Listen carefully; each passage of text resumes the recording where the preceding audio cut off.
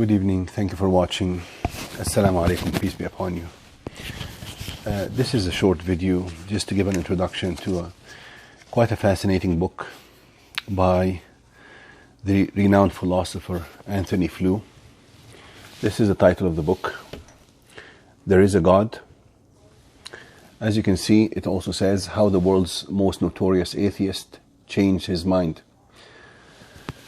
This book is the winner of the Christianity Today Book Award. Just wanted to go through some excerpts from this book. First of all, Antony Flew is one of the most renowned philosophers of the 20th century. He published extensively in support of atheism over a period of 50 years, half a decade. Half a century. And finally, he came to the conclusion that the evidence leads to firm scientific belief based on substantial scientific evidence that there is a God. So he wrote this book near the end of his life. He was, I think, over 80 when he wrote this book. And as you can see, because he was an atheist, he used to say there is no God. But now he basically scratched this off and wrote there is a God. Now, Antony Flew did not end up becoming a theist. He became a deist, which means that he believed in the one creator who controls this universe. But he did not join or embrace any organized religion. And that is okay. He was quite honest about his beliefs, his journey as an atheist, and his journey back to theism, not theism, but deism at least, that there is a God. This book, or this change of mind of Antony Flew, after he wrote extensively in defense of atheism, of course, his change of mind made headlines. In the preface of this book, you can see this preface is written by Roy Abraham Varghese.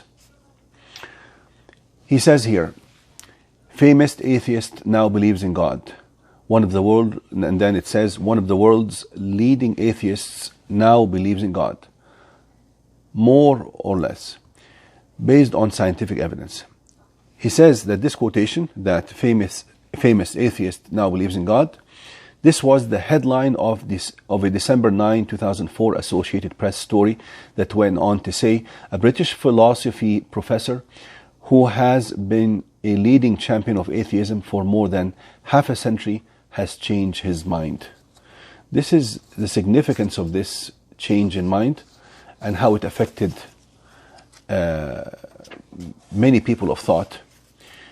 Many people were basically, especially theists, jubilated this kind of conversion or change in mind by Antony Flew, because Antony Flew's conversion back to deism at least, or theism, because at the end of his book, of course, he starts to express his opinion about organized religion as well. So he was going into that, but he did not have firm belief as yet in organized religion, but he was heading that way. Of course, this book was celebrated by theists from various backgrounds. For instance, Francis S. Collins, the New York Times best-selling author of The Language of God, he says, in his youth, atheist Antony Flew committed to Socratic principle of following the evidence wherever it may lead.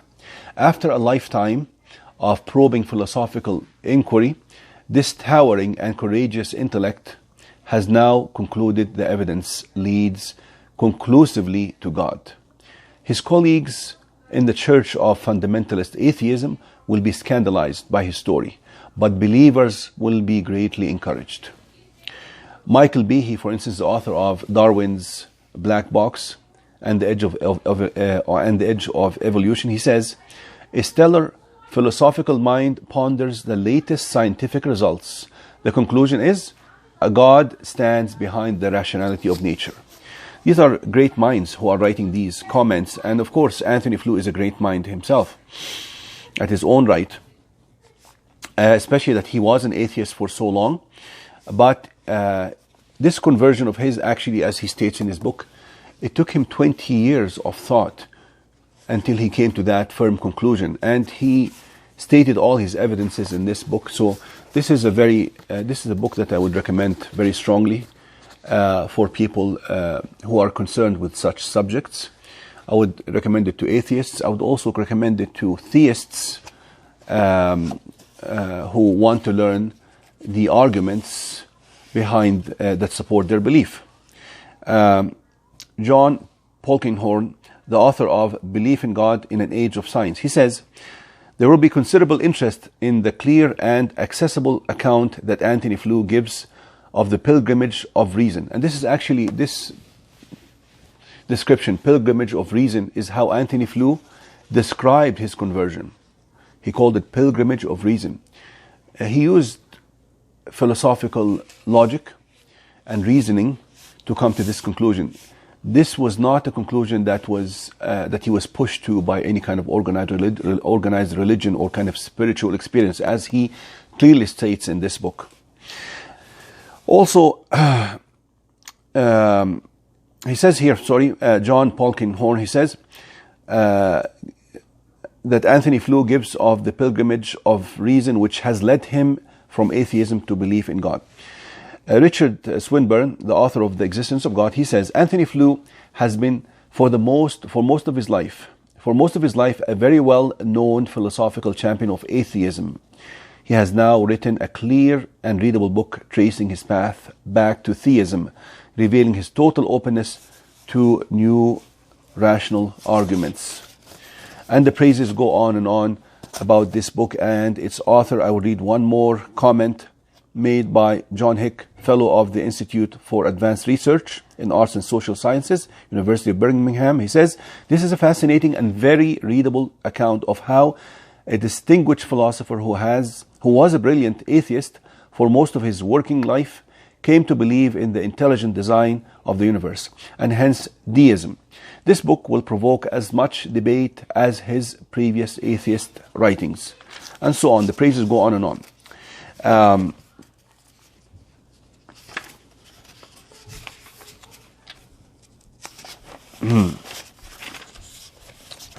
I will quote a little bit more from this book. I just want to quote a little bit from the preface and introduction. As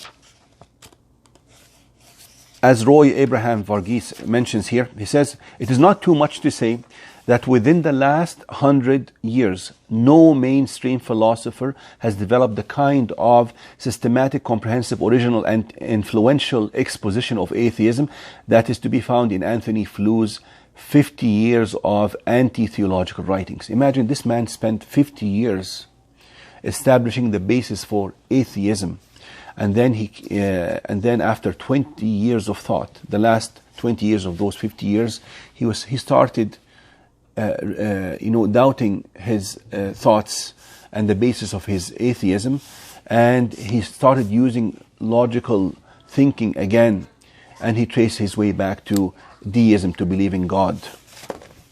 This is quite an amazing journey and quite a courageous decision by this man. Also, Anthony Varghese says here, Flew facilitated the rebirth of rational theism in analytical philosophy after the dark days of logical positivism.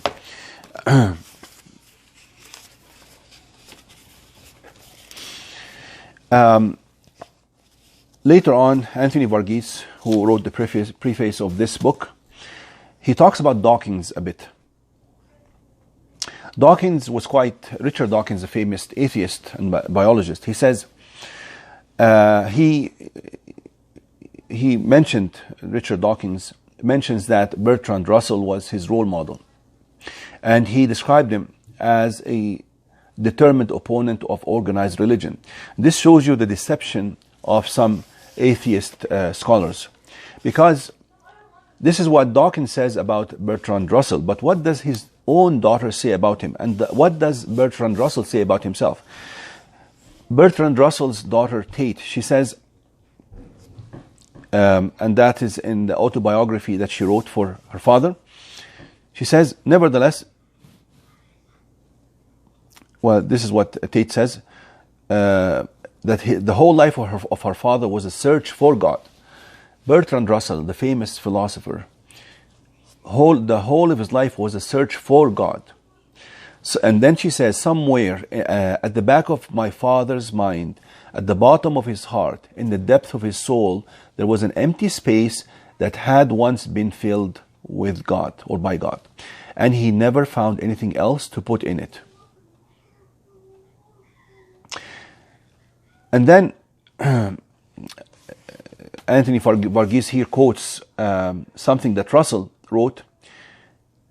This is what Russell says. He says, nothing can penetrate the loneliness of the human heart except the highest intensity of the sort of love that religious teachers have preached. This is in the autobiography of Bertrand Russell.